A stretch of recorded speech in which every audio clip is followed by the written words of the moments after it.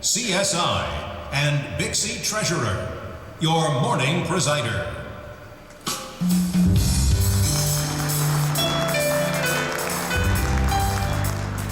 Morning, BICSI. How are you? Feeling good. We good this morning? We got a good one over here. How's everybody doing? Good. All right, ready for a great day of sessions, I hope. Okay, now we begin our closing general session for the 2013 Fall Conference. I hope the presentations so far have given you something to think about, but we're not done yet, so don't go anywhere yet. We got a good day for you. But please remember that you may take the conference session surveys from your own handheld device by visiting www.bicsi.org/surveys or going to our conference mobile web app at m.bicsi.org. You can also scan the QR code on the front of your program. We appreciate your time and opinions for these surveys. Now allow me to introduce Ahmed Taie, who will present implementing projects in the ITS industry, project management's best practices, and learned lessons. Ahmed has more than 13 years of experience in design and project management of ITS infrastructures. He currently works with Thinkbox Technology Group as a senior consultant managing infrastructure upgrade projects for several clients. These include ITS cabling, Wi-Fi, and DAS deployments. Ahmed works closely with clients to identify their ITS requirements, upgrade strategy, and manage implementation projects on behalf of the clients. He holds a PMP certificate and is an RCDD, as well as a member of BICSI and PMI.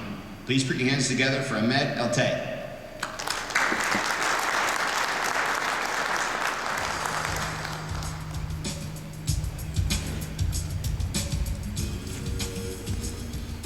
Good morning.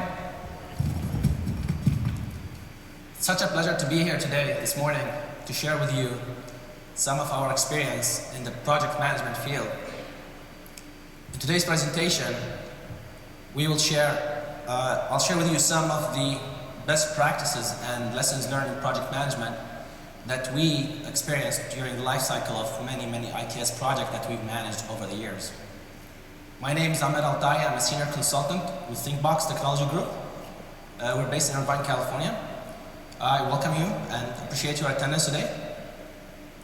Just to give you a brief background on my experience in project management, I've been managing projects since 2004, late 2004.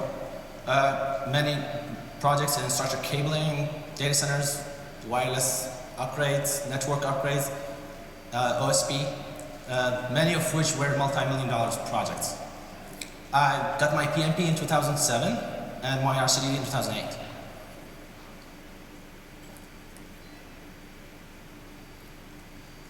The agenda for today is to give you a brief introduction on project management in the information transport systems, ITS industry.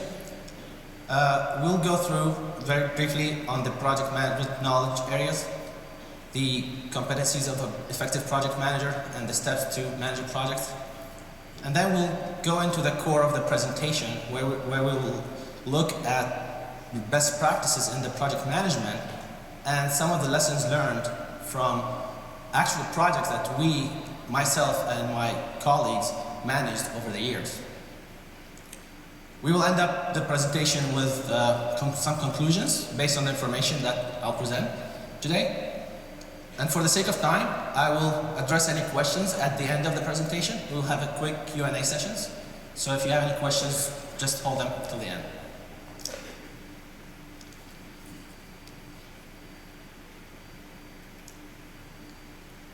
Everyone's seen this.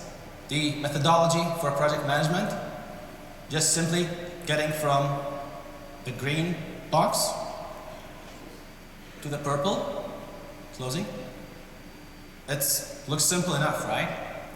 But I'm here to tell you, it's not that simple.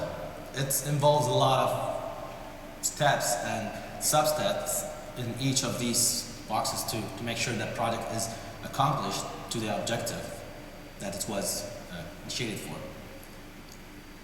That's what we will look through a lot of lessons learned and stories from the project that I will go through briefly, and then you will know what I'm talking about. By the way, any project managers in the room? Raise your hand. Okay, so you probably relate a lot of the stories that I will tell with your own stories.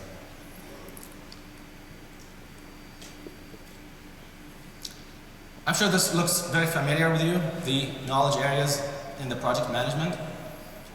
In order for us to be effective project managers, we must have the knowledge, which is knowing how to manage the projects. And those are the knowledge areas. The project manager, should have the performance and how he will manage the project, how he will use the knowledge that he has to implement the project, to deliver the project. And then the personal competencies, how the project manager will deliver the project, his personal attitude, his leadership skills, and how he will effectively lead his team to deliver the project successfully. All those will make a very effective project manager. We as project managers have to do a lot. We have to do a lot of tasks to deliver our projects. Most of the time, we have to juggle a lot of tasks at the same time. We multitask all the time. And by the way, that's me on a Tuesday afternoon. I'm pretty sure you could tell from the hair resemblance.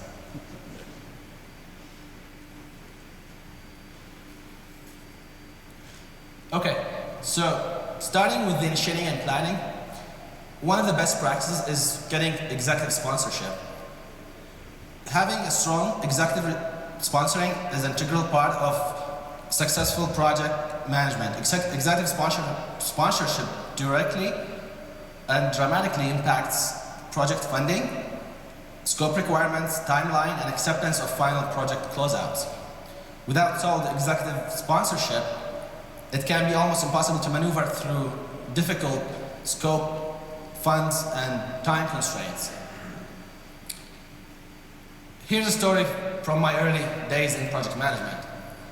I was a PM in a telecom company, and the owner of the company had other businesses beside that company. One of them was they were building a hotel, and that hotel was very important to the owner. The industry was booming, and they needed the rooms, and the revenue from that project was promising. So they wanted the project to be completed as soon as possible. Since our owner was the same for the hotel, we were awarded all the AV structured cabling, security systems, and networking part of the project. So I was assigned as a PM for that project. During the kickoff meeting, the owner took me aside and told me, Ahmed, this is the most important project that I have in the company. I want it done. Whatever you need, just let me know. If you need funds, approvals, resources, whatever, any issues, come immediately to me. So at that point, I've got the sponsorship of the top executive in my company. Needless to say, that was very helpful in getting all the requirements that I need to make sure that my project was delivered as per his requirement. Many issues happened, and there was a lot of contents on resources, and I was able to win those battles internally and get the resources that I need, just because I had the sponsorship from the top executive.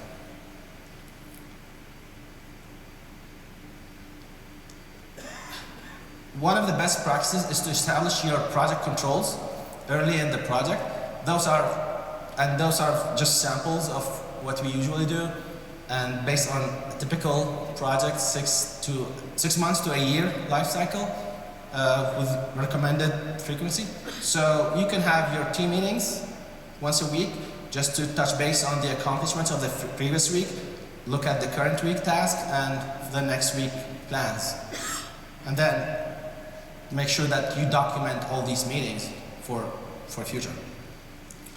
You want to send a detailed status report to your sponsors every month, showing all the health indicators of your project, the resource indicators, issues and risks, cost, timeline, any plans for the next period. You want to send that to the project sponsor to keep them aware of what's happening.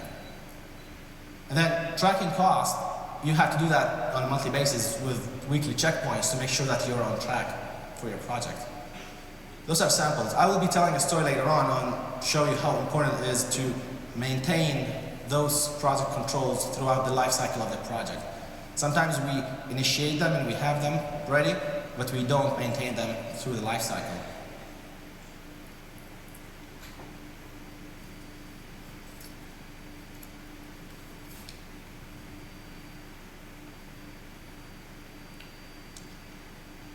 We're still in the initiating and planning. The next best practice is the key stakeholder identification. Stakeholders are categorized into two categories. The first one is anyone who's affected by your project. The second one is anyone who contributes to your project. The most important thing is sometimes the people who are affected by your project are maybe very important people, and they will be the most important stakeholder that will be the showstopper for your project, or they will impact the cost and schedule. Here's a story of one of my colleagues. She was running a project to upgrade some cabling infrastructure in a live building for a pharmaceutical company. And she had all the initiating and planning, and she had the communication plan approved with the stakeholders and the client. And based on that plan, she sent out the outage notification to all the users on the network 30 days in advance of the outage. So nobody raised any concern at that point. And then as per the communication plan, she was supposed to send another one 3 days prior to the cutover. When after the 3 days notice was sent, a scientist came back to the IT admin, the local IT admin, and he was saying that we're running an experiment, a 24/7 experiment for 20 days, and there's no way that we can tolerate a network outage. We will lose all the data that we have, and we'll have to run the experiment again. So at that point, that stakeholder was a showstopper. They couldn't. We went back to the client. My colleague went back to the client and explained that, and they evaluated the extra cost involved with rescheduling and the cost of the experiment. So obviously the experiment won, so they had to reschedule. But the lesson learned is that as a key stakeholder that you may not identify at the beginning could be a showstopper for your project. And that will impact the cost and schedule. In that case, the project manager was doing everything by the book, as per the approved communication plan. The outage notification was sent out, and no one raised any concern 30 days before the outage. Maybe the scientist didn't even read the notification, or he didn't realize that it's going to impact their operation, or there wasn't any experiment at that time. So sometimes we do everything by the book, but still someone who's indirectly affected by our project, they will step up and say, no, you can't do it on this time.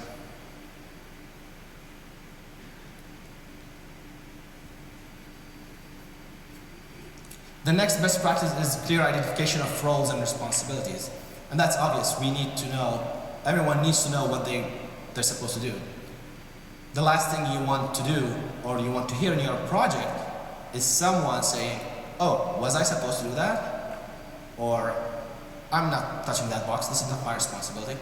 And you don't want to hear that for sure during a cutover or an upgrade that's happening during the weekend, where the decision makers are inaccessible and time is of essence. You're already in the middle of the cutover and someone say, no, I'm not going to do that. So you have to make sure that the clear responsibilities and roles of everyone is identified, and they sign off on their roles, they accept it, and their manager accepts it. We'll see that in another example. Sometimes the team members will accept some roles, but their manager will say, no, we can't do that. Engaging all stakeholders. The same story of the scientist that I just told you about. You identify your stakeholders, you have to engage them. You have to make sure that they understand your project, they understand the impact on their business or operation, because they could be the one who has the most effect on your schedule and time.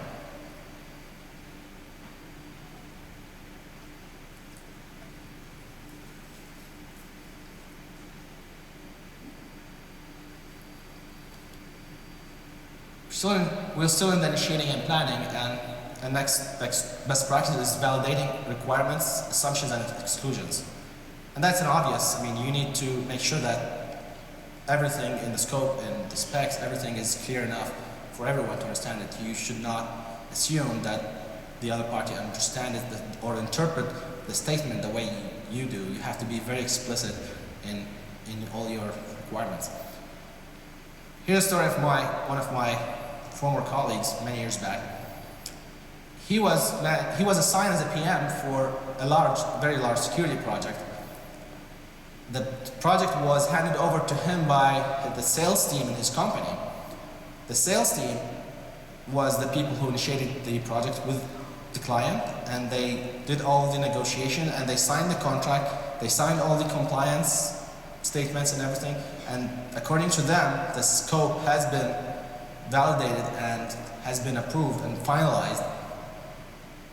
And they signed everything that they will meet all the client's requirements just to get the deal. It was a very big project.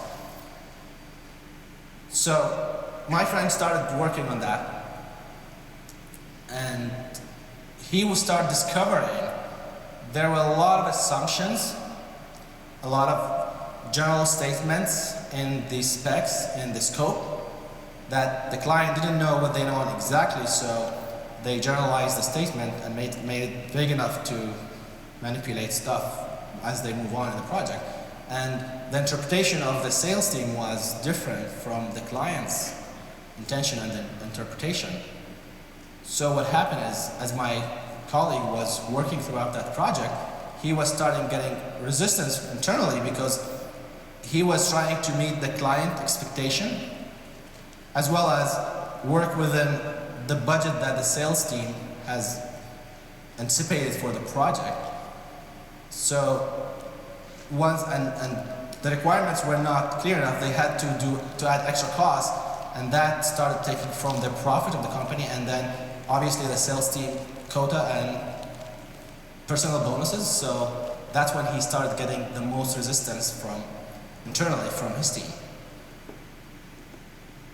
The lesson learned from that, there were like many lessons learned in that project.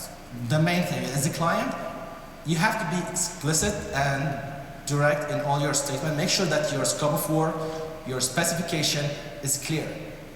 Stating that, okay, I need a 42U cabinet, that's not enough.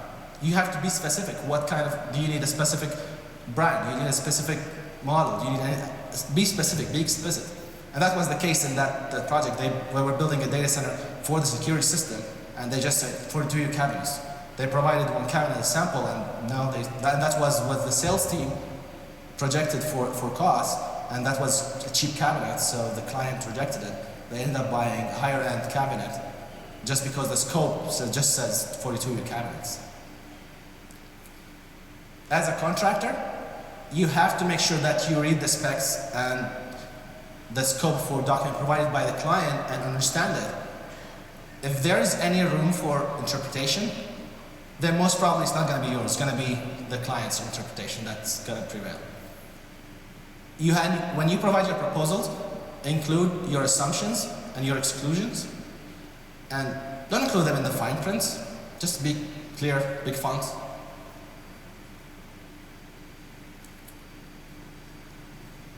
The next best practice is scheduled development, and that's not actually a best practice, it's essential. You can't work without a schedule. So I joined a company many years back, a contractor company, structured cabling, and I was assigned a project that was initiated and started by a former PM in the company who was let go. So I started looking at the documents of the project, and when I was trying to find the implementation schedule, I couldn't find it. So you would say, okay, maybe he didn't reach that far in the planning, and he was supposed to do it before it was handed over to me. But the actual was the project already started, and we already had technicians on site, and it was a residential tower with several thousand drops. So they already have technicians, they already have materials on site, they already started working without a schedule. So my priority at the time was to get the master schedule from the general contractor and the MEP, and make sure that I build my own schedule to make sure my resources are utilized efficiently so that I can deliver within my budget from the company and maintain the profitability of my company. You would say that's couldn't happen. There wouldn't be any project manager who does that, but you would be surprised that those things happen. People just start working without any schedule.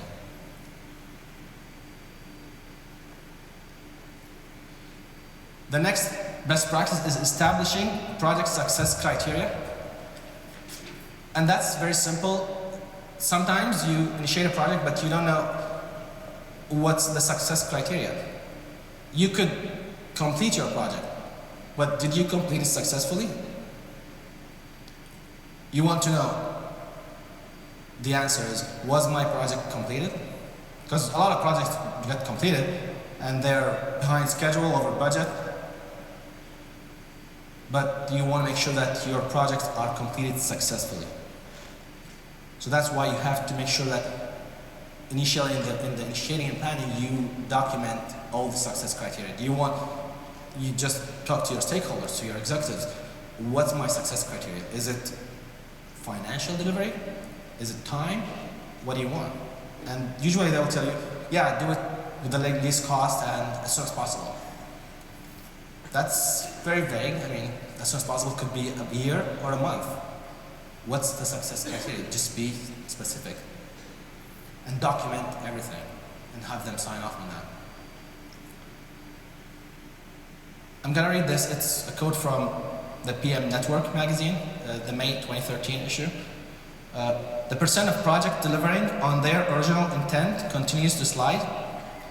62% of projects met original business goals in 2012, dropping from 72% in 2008. That was interesting to know.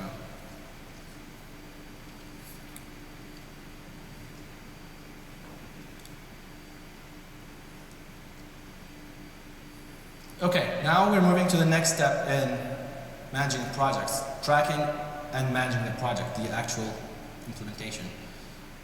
The first best practice is communicate, communicate, and communicate again. Everybody knows the CYA. If you don't, just Google it. So, it's one of the key attributes to planning and executing, successfully completing a project is developing and maintaining a communication plan that all parties approve and utilize during the life cycle of the project. For example, during a recent project, the client requested a change of the layout in the 2 post racks in the telecom rooms. And that change was communicated verbally to the PM. So in order for the PM to document that change, he put all the information in an information bulletin and distributed to the stakeholders and to the client who initiated that request, and got that approved and signed off by everyone and documented that request. 6 months later, another client's representative started questioning this change, why it might happen and what's the story. So luckily the PM had all the information to back that up and went back to the client's representative and showed them all the communication and all the approvals, and everyone avoided an issue at that time. So you need to make sure that you communicate, communicate, communicate. The story of the scientist was a good example of communication. There's no at all that you're over communicating. You'd rather be over communicating and people just receiving a lot of notes, emails from you, calls, conference calls, anything, all kind of communications, rather than be having an issue and someone tell you, oh, you didn't tell me that, I didn't know about that. That's me again. On phone calls, video conferences.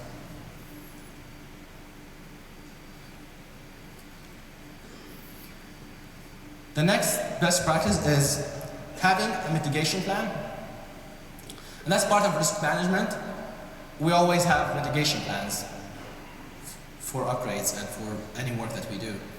But what happens if you need a secondary mitigation plan? What if your initial mitigation plan fails and you will need another one? And that's what we learned we ran into a situation where plan C was necessary. So I'm going to read this because it was written by my colleague who was doing that project, and I'm not very experienced with VoIP projects, so I'll read it verbatim. We had a project working with the telephone service provider to change an office analog lines to a digital voice circuit. The associated numbers needed to be ported over as well. As part of this upgrade, we needed to change the office hardware to a device that's compatible with the digital circuit. During the upgrade, the new hardware failed. We executed the obvious mitigation plan and of replacing the equipment, however, nothing worked. We were forced to revert back to the old equipment that doesn't support the new circuit. One thing that wasn't anticipated is that the numbers could not be ported to the old lines. A secondary mitigation strategy, plan C in this case, needed to be deployed, and they ended up forwarding the call that came into the new circuit back to the previous analog lines with the help of the telephone service provider. So this resulted in extra cost at the time, but it was a lot less painful than having the office endure a complete outage while we resolved the hardware issue. In the end, we resolved all issues without causing an outage to the office. However, we were not prepared with a secondary mitigation plan. In this case, we got lucky that plan C was an option, and we learned a valuable lesson about having multiple mitigation plans.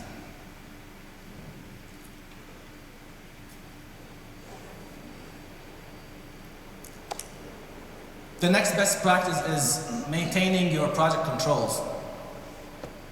The project controls I already discussed a few slides back. You need to initiate them, but the most important is you need to control them and use them throughout the project. One story happened to me that I was running a project to upgrade some network equipment, and we had an external provider to do the actual network configuration. And we had several planning meetings, and we agreed on a process to do the upgrade, but that process was not the standard process of that provider. They have to deviate from their approach and do it our way because to meet our requirements and our timeline. So it was something new for them, but the team members who were on the call and on multiple calls, they agreed on that approach. And those meeting notes were already documented and distributed to everyone. No one raised any concern. Everything was fine. We were ready for the upgrade. During the upgrade, a manager from that team joined the conference call and rejected that their team deviating from their standard process and approach for that kind of upgrades. So when we were during the weekend, we already started the upgrade, the cutover, so we had already down, we were already in the outage.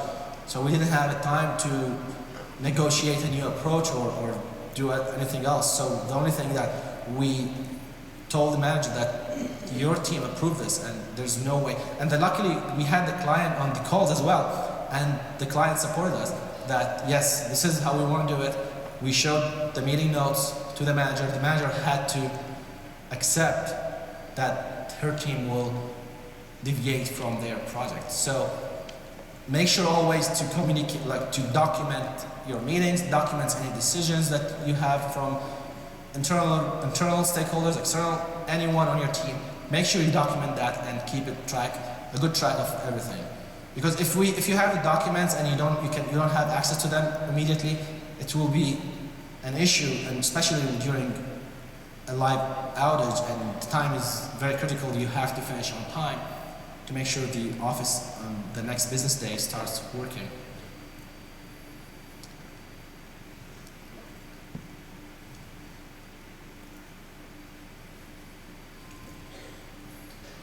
Okay, the next good best practice is that usually good help is very hard to find.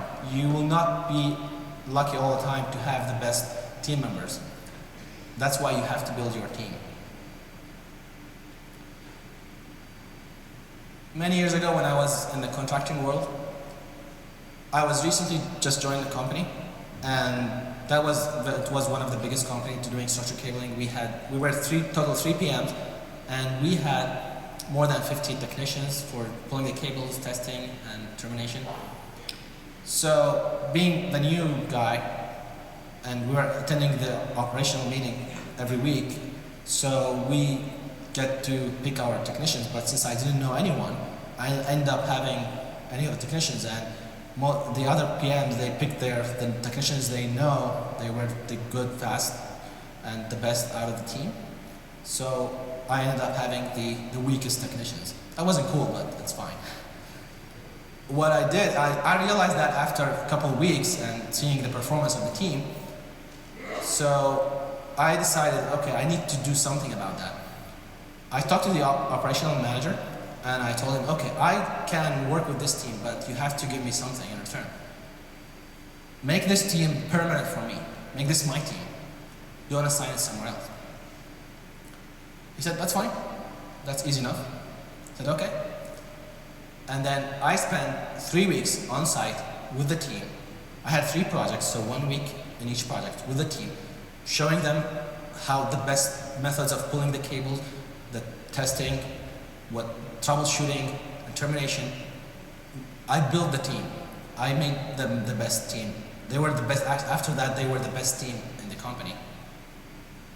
So if you're lucky and get the best team, that's good, but don't depend on that all the time. You have to, if you don't get the best team, make it the best team. It's your responsibility as a PM, with your leadership skills and knowledge, to make your team the best.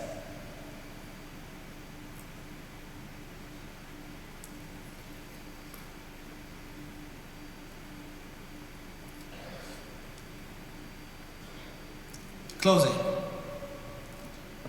One of the best practices is documenting lessons learned. Why is that? So one day you can come on a stage like me and give the stories that you have to people. Thank you. Thank you. And then you just have to, don't skip this step. It's very important. Most of the projects that we do are similar in nature. Documenting the lessons learned from a project will save you money for the coming projects. You have to document the lessons learned from your project team, from the business units, the customers who are affected by your project, who were affected by your project sponsor. Just have meeting with them, document everything, send it out, and keep it for record. And make sure that this is accessible to all of your organization, to all the other PMs, and have it as a process internally to review lessons learned from previous projects every time you initiate a project. It will really help save time and money for the other projects. Obtaining project acceptance, I mean, that's not the best practice, but the best practice is the proper initiating of the project will make a closing an easy task. Remember the security project that my colleague was managing and he was having problems? It took him 2 years to finish the project and 1 extra year to close it out. Just because the client was not accepting everything was not complying, and they had to go back and forth many times, a lot of meetings, negotiation, what they accept, what they won't accept. It took them a year extra just to close the project. Everything was complete, and the client they hold their payment, and the client was using the system, but they cannot hand it over. A lot of things still need to be provided. So, proper initiation is key for a good closeout. And that's me.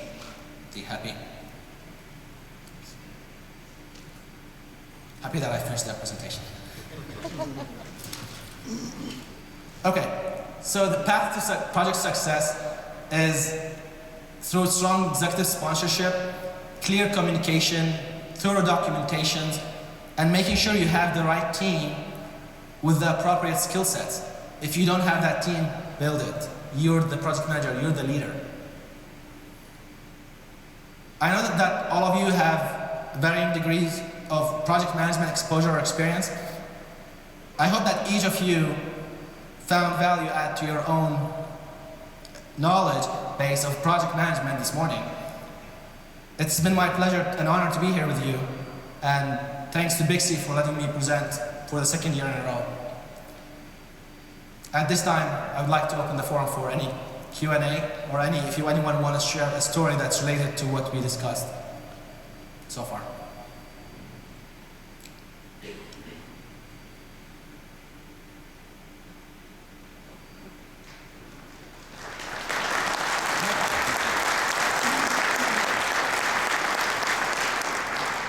Any questions?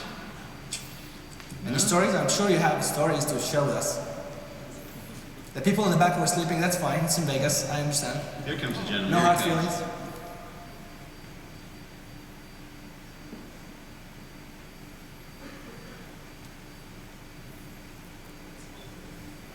Thank you for your talk, by the way. Oh, you're welcome. Enjoyed it? Thank you. One of the things that's always kind of concerned me is I know how important communication and documentation is. That CYA thing is a big deal. It's even a legal requirement.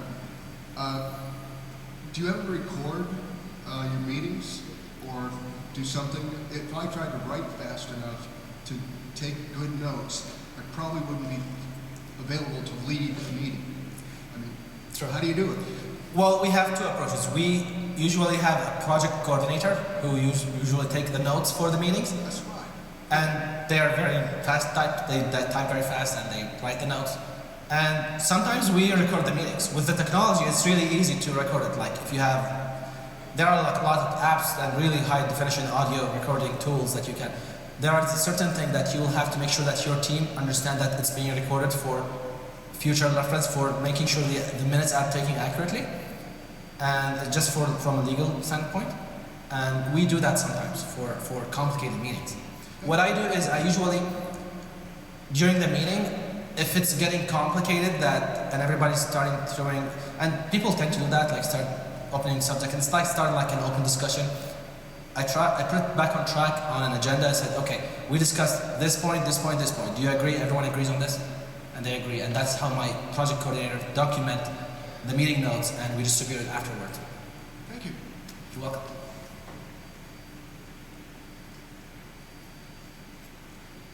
Any other stories? I would love to hear some stories from you.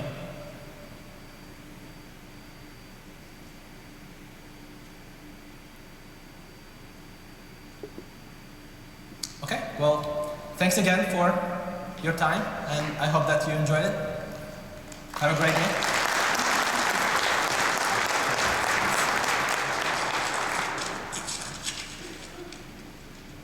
Well, I never knew BICSI attendees to be shy. All right. Well, thanks for that, Ahmed. It's very nice. Very interesting topic. So let's move